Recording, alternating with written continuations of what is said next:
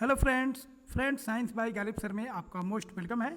इस वीडियो में हम लोग साउंड से रिलेटेड सारे कॉन्सेप्ट को जानेंगे और उस पर बेस्ड क्वेश्चन भी हम लोग करेंगे। तो चलिए स्टार्ट करते हैं और साउंड से रिलेटेड एक एक कॉन्सेप्ट को हम लोग समझते हैं। सबसे पहले समझते हैं साउंड होता क्या है। देखिए, साउंड जो होता है एक एनर्जी का फॉर्म है। साउंड जो है क्या है, एक एनर्जी है। अब यह एक जगह से दूसरी जगह जाता है तो इसको एक मीडियम की आवश्यकता होता है। ठीक है, मतलब बिना मीडियम का साउंड एक जगह से दूसरी जगह नहीं जा सकता है। इसको कोई ना कोई मीडियम होना चाहिए जिससे ये जा सकता है। सॉलिड हो, लिक्विड हो और गैस हो, ये तीनों मीडियम से ट्रेवल कर सकता है। साउंड एक जगह से दूसरी जगह जा सकता है।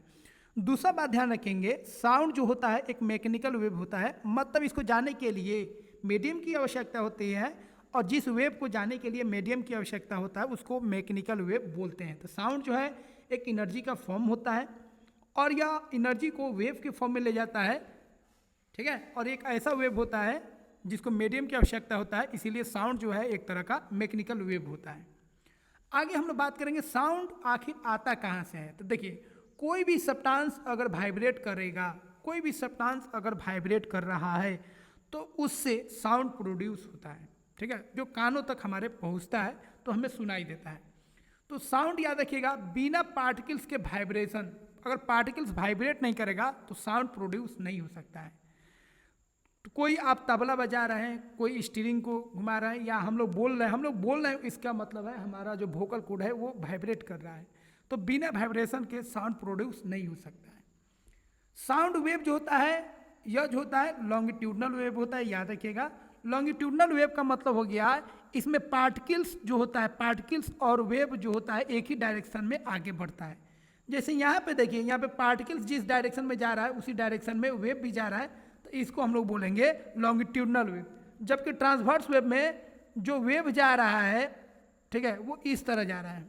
ठीक है, मतलब वेव अलग डायरेक्शन में जा रहा है और पार्टिकल्स अलग डायरेक्शन में वाइब्रेट कर रहा है। तो पार्टिकल्स का वाइब्रेशन और वेव का डायरेक्शन सेम होगा तो उसको हम लोग लॉन्गिट्यूडनल वेव बोलेंगे। और पार्टिकल्स अलग डायरेक्शन में जा रहा है और वेव अलग डायरेक्शन में जा रहा है तो उसको हम लोग ट्रांसवर्स वेव बोलेंगे। तो साउंड जो होता है, याद रखिएगा, ये लॉन्गिट्यूडनल वेव होता है। ठीक है,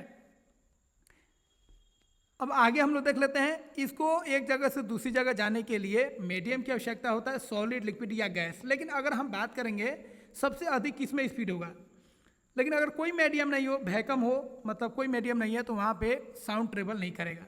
सबसे अधिक साउंड जो ट्रेवल करेगा, मतलब साउंड का स्पीड सबसे अधिक सॉलिड में होगा, उसके बाद लिक्विड में और सबसे कम किस में होगा, गैस में। अब सॉलिड में भी बात करेंगे तो सबसे अधिक किस में होगा, तो वो अलग अलग सॉलिड में होता है, जिसको आगे हम लोग डिस्कस करेंगे। अब हम लोग बात करेंगे साउंड को कौन कौन सा फैक्टर इफेक्ट करता है। तो देखिए, साउंड पर अगर हम बात करेंगे प्रेशर का, तो प्रेशर का साउंड पे कोई इफेक्ट नहीं होता है। ठीक है, प्रेशर घटे या बढ़े, साउंड का जो स्पीड होता है उससे कोई लेना देना नहीं होता है।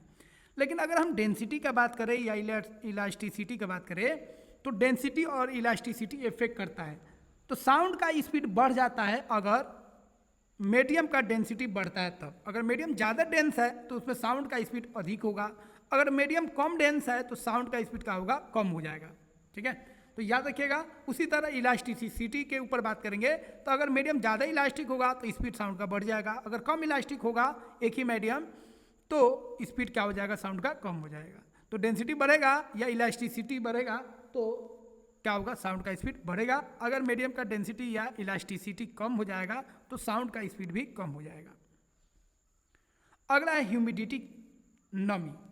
तो किसी मीडियम में अगर ह्यूमिडिटी बढ़ता है तो साउंड का स्पीड भी क्या होगा, बढ़ जाएगा। ठीक है, तो याद रखिएगा, इसी के कारण बारिश के बाद जो होता है साउंड का जो स्पीड होता है बढ़ जाता है। तो बारिश के बाद जो होता है हमें तेज़ी से सुनाई देता है, क्योंकि साउंड का स्पीड ह्यूमिडिटी बढ़ने पर बढ़ जाता है। अगला बात करेंगे टेम्परेचर। तो टेम्परेचर अगर आप बढ़ाते हैं, टेम्परेचर अगर आप बढ़ाते हैं, मान लीजिए आप स्पीड देखें, एयर में स्पीड देखे हैं 0 डिग्री पे, एक बार एयर में देख रहे हैं 15 डिग्री पे, एक बार एयर में देख रहे हैं 25 डिग्री पे। 25 डिग्री नॉर्मल टेम्परेचर हो गया। तो तीनों में सबसे ज़्यादा स्पीड किसका होगा, तो 25 डिग्री सेल्सियस में जो स्पीड होगा एयर का वो अधिक होगा। तो टेम्परेचर अगर आप बढ़ाते हैं, इंक्रीज करते हैं, तो स्पीड भी क्या होगा, साउंड का इंक्रीज करेगा। ठीक है, तो ह्यूमिडिटी बढ़ाइए तब, या टेम्परेचर बढ़ाइए तब, या डेंसिटी बढ़ाइए तब, इस सब के सब केस में जो स्पीड होगा साउंड का वो क्या होगा, इंक्रीज करेगा। ठीक है, एक पॉइंट है, 1 डिग्री अगर आप टेम्परेचर बढ़ाते हैं तो साउंड का स्पीड जो है 0.61 मीटर पर सेकेंड के हिसाब से बढ़ जाएगा। अब हम लोग बात करेंगे, कुछ क्लासिफिकेशन है साउंड का, किसके बेसिस पे, फ्रीक्वेंसी के बेसिस पे। तो देखिए, एक ऑडिएबल वेव्स होता है, मतलब ऑडिएबल साउंड।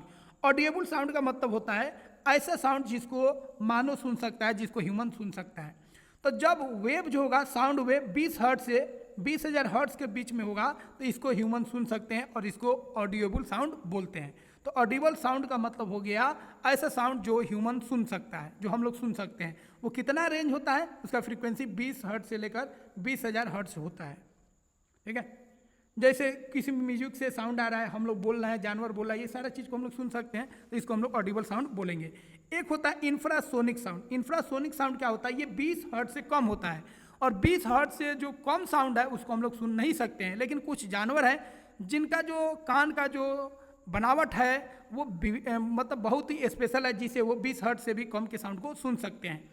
जैसे डॉग हो गया, कैट हो गया, ये लोग जो हैं ये 20 हर्ट्ज से कम साउंड को सुन सकते हैं। इसीलिए जब वोल्केनो आता है, भूकंप आता है, अर्थक्वेक आता है, तो साउंड में हल्का कंपन होता है और उस कंपन को ये लोग जो है महसूस कर लेते हैं, सुन लेते हैं। इसीलिए इनमें छटपटाहट होने लगती है, जिससे मतलब लोग, गांव के लोग अधिकतर समझ जाते हैं जो कुछ अनहोनी होने वाला है। तो इनका जो कान होता है बहुत ही, मान लीजिए, पतला होता है, ये कम साउंड्स को भी सुन सकते हैं। अगला है अल्ट्रासोनिक साउंड्स। देखिए, अल्ट्रासोनिक साउंड क्या है, अगर साउंड वेव 20,000 से अधिक है, तो 20,000 से अगर अधिक का अगर साउंड वेव होगा तो उसको हम लोग अल्ट्रासोनिक साउंड्स बोलेंगे। इसको भी हम लोग नहीं सुन सकते हैं, लेकिन कुछ जानवर जो है इसको भी सुन सकते हैं। जैसे डॉग हो गया, बैट हो गया, चमगादड़ जिसको बोलते हैं, डॉल्फिन हो गया, कुछ मंकी हो गए, ये लोग सुन सकते हैं। ठीक है, बैट जो होता है, बैट इसके लिए ज़्यादा फेमस है। बैट जो होता है अपने शिकार को इसी वेव के द्वारा पकड़ता है। ठीक है, तो ये वेव निकालेगा और किसी शिकार से वो जाके किसी पतंग से, कीट से टकराएगा, वापस आएगा तो वो समझ जाएगा वहाँ पे कीट पतंग है। और बैट चलता भी, बैट को तो दिखाई देता नहीं है, चमगादड़ को दिखाई देता नहीं है, इसीलिए जब चलता है तो जैसे ही वेव निकालेगा, वो टकरा के वापस आ जाएगा तो समझ जाएगा आगे कुछ ना कुछ है, तो फिर वहाँ से क्या होता है, मुड़ जाता है। तो इसको चलने में कौन मदद करता है, अल्ट्रासोनिक वेव मदद करता है। अब देखिए, अल्ट्रासोनिक वेव जो होता है, ठीक है, इसका बहुत सारा हम लोग यूज़ करते हैं। जैसे एक सोनार में इस्तेमाल करते हैं। सोनार क्या होता है, तो एक ऐसा यंत्र होता है जिसको जहाज वहाज में लगाया जाता है, जिससे समुंदर की गहराई को हम लोग पता कर सकते हैं, या समुंदर के नीचे अगर कोई चीज़ है तो कितना गहराई पर है उसको हम लोग पता कर लेते हैं। ठीक है, तो उस डिवाइस से एक रे निकलता है, रे का होता है उस चट्टान से टकरा के ऊपर आ जाता है, तो पता चल जाता है जो चट्टान से कितना दूरी पर है या समुंदर की गहराई कितना है, पता चल जाता है। उसको हम लोग सोनार बोलते हैं। Sound navigation and ranking, use for measuring ocean depth. ठीक है, समुद्र का जो गहराई है उसको मेजर करते हैं। ठीक है, इसका इस्तेमाल हम लोग मेडिकल साइंस में भी करते हैं, जैसे अल्ट्रासाउंड करने में। ठीक है, पेट में कोई गड़बड़ी है या प्रेगनेंसी के समय बच्चा के स्वास्थ्य को लेके, इस सब को लेके भी हम लोग अल्ट्रासाउंड का इस्तेमाल करते हैं। अगला है इंडस्ट्रियल यूज भी करते हैं। कुछ मेटल में अंदर क्या खराबी है उसको भी हम लोग अल्ट्रासोनिक वेव की मदद से पता कर लेते हैं। एग्रीकल्चर, खेती में भी हम लोग इसका इस्तेमाल करते हैं कीट कीटाणु को मारने के लिए। तो साउंड्स क्या होता है वो हम लोग जान गए, साउंड्स के टाइप क्या होते हैं और साउंड को कौन कौन सा फैक्टर इफेक्ट करता है, ये सारी चीज़ जान चुके हैं। तो ये पार्ट 1 था। पार्ट 2 में हम लोग साउंड से रिलेटेड और भी प्रॉपर्टीज देखेंगे। साउंड का फ्रीक्वेंसी क्या होता है, पिच क्या होता है, उसका लाउडनेस क्या होता है, उसका इंटेंसिटी क्या होता है, ये सारे चीज़ हम लोग अगले पार्ट में सीखेंगे। फ्रेंड्स, आई होप यह वीडियो आपको अच्छा लगा होगा। वीडियो को लाइक कीजिए और चैनल पर नए हैं तो इसे सब्सक्राइब कीजिए। मिलता है फ्रेंड्स अगले वीडियो में, नेक्स्ट पार्ट में हम लोग सीखेंगे आगे का। तो चलिए मिलते हैं अगले वीडियो में। जय हिंद।